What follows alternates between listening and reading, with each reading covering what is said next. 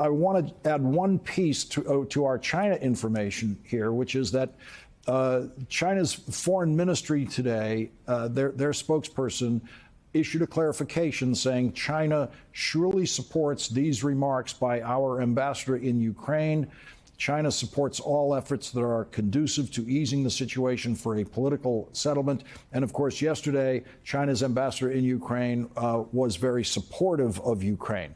What is your reading of China's position in this situation tonight? Well, China is in a very difficult position because early on, they first declared their support for the integrity of countries like Ukraine and recognized the sovereignty of Ukraine. At the same time, they've expressed a support and allyship with Russia. And they are allied with Russia in trying to, for instance, lessen the dependence, the stature of the United States and the Western allies. But the images of the tragedy, the devastation, the massacres that are occurring within Ukraine are actually being broadcast throughout China. And so the people of China are beginning to understand this is a devastating, a terrible, unprovoked, unjustified invasion of Ukraine. And so now I think the Chinese leaders are trying to position themselves as well as in some ways blaming NATO and the West for precipitating the conflict. China now wants to be seen as a peacemaker and certainly not as a country aiding in the tragedy.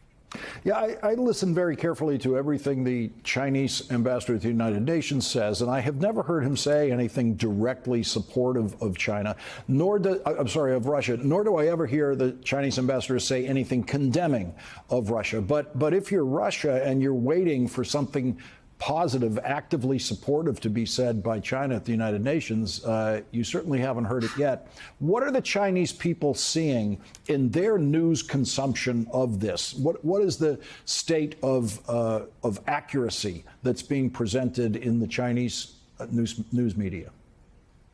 Well, certainly the images, the live images, the tapes of the destruction, of the despair of the Ukrainian people, the destruction of buildings and hospitals and residential areas, that is all being allowed into China.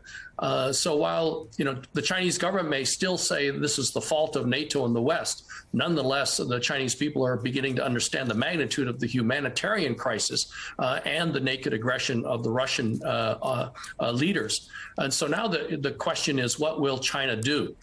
Certainly they can make calls for diplomacy. But, Russia doesn't listen to calls for diplomacy. The entire world has been calling for peace. I think what Russia will listen to is whether or not China helps Russia, either sending military equipment and supplies or buying their industrial output that is no longer being sold to the West. So Russia is looking for economic relief, markets from China, buying Russian oil and natural gas, buying Russian agricultural output, as well as China supplying technology they're also looking for China to sell technology to Russia. So the more that China is able to stop, and that's why the conversation between President Biden and President Xi is very, very important. The more that China takes a more neutral stand, does not get involved, the tougher it is for Russia.